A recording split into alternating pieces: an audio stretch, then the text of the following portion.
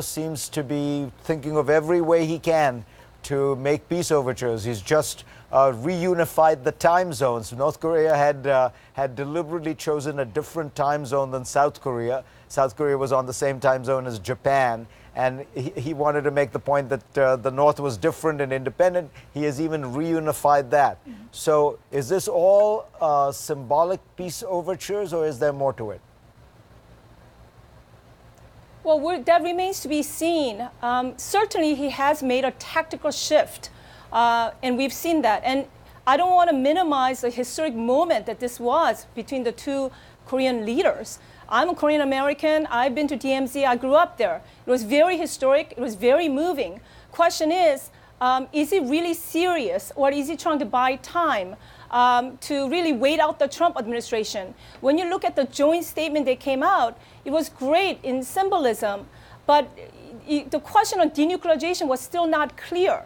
And of course, there were other summits in the past, 2000, 2007. There was 5 joint Korea declarations, and it's not so different from those. So there's a lot of feel-good, symbolic stuff, but I'm wondering about denuclearization. He said in the joint statement there was commitment to denuclearization of the Korean peninsula. But of course, North Korea used to have a very different definition of what that means. They used to mean also South Korea, ending U.S.-South Korea alliance, getting U.S. forces off the South Korean territory, ending extended U.S. nuclear umbrella over South Korea. So there's more questions that are raised than there are answers right now. So we have to see. Tony Blinken, what about all those past deals? Are they worth bringing up, or is that sort of unnecessarily skeptical? In other words, the North Koreans have signed 2007, 2000. They pledged not to do any further tests. But this does feel different. This feels like, for one thing, you're just the scope and breadth with which he is approaching it does feel different. Look, some context, Fareed. A couple of months ago, before the Olympics, we seemed to be heading inexorably toward conflict. Now we're talking peace, we're talking diplomacy. That's a good thing. But I think Sumi is right to inject some notes of caution and restraint. How did we get here?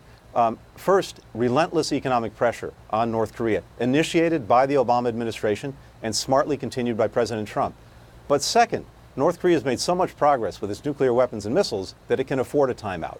And third, there was probably some effect of fire and fury from President Trump. Both Koreas desperately wanted to avoid some kind of preemptive war. But now's the hard part. We're at the beginning of a process at best, not the end of one. It's incredibly complex. It took about 2 years to negotiate the Iran deal, and there are so many traps. North Korea has been a master at basically stringing along negotiations, wringing out economic concessions, and then walking away. And as Sumi said, we've seen declarations in the past that are at least as forward-leaning. We've seen on denuclearization far more forward-leaning language in previous years. And one final thing.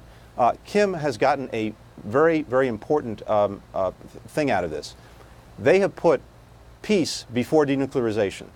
Obama, Bush said that peace would be a reward for denuclearization. Now they're on parallel tracks, and in fact, the peace track is on a faster track than denuclearization. Whether Trump actually goes with that and supports that really remains to be seen. Elliot Abrams, I think the fundamental question that, in a way, Tony is raising is, so far, it does feel like Trump has made all the concessions, by which I mean, for 30 years, North Korean leaders have wanted to meet the American president. For 30 years, they've wanted to talk about ending the Korean War. The problem was always that South Korea and the United States always said, first you have to stop your aggressive actions. First you have to, in substantive ways, denuclearize. First you have to, stop being a rogue state. Then we will reward you with these things. Aren't they getting rewarded with concessions before they've done anything more than things like reunify the time zones? I don't think they're being rewarded yet. I mean, first of all, we have to say 30 years of American policy under presidents of both parties has failed. Under those years, I mean, that's when they got ballistic missiles and nuclear weapons. So continuing the same policy doesn't look like it would be a really brilliant move.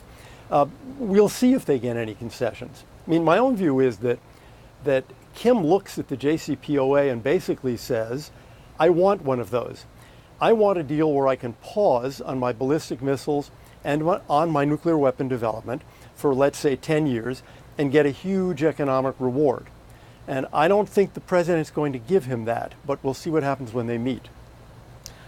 Just quickly, I want to ask Sumi Terry, as a Korean American, it must have been fascinating just to hear from this guy. I mean, the North Korean leaders are people we never even knew what they sounded like. We've learned things about, whether he has a kid, you know what he sounds like. Has that been revelatory to you? Oh, absolutely. This was a huge intelligence success in terms of trying to get to understand Kim Jong-un better. We didn't even have a recording of Kim Jong-il's voice. I think he spoke once publicly.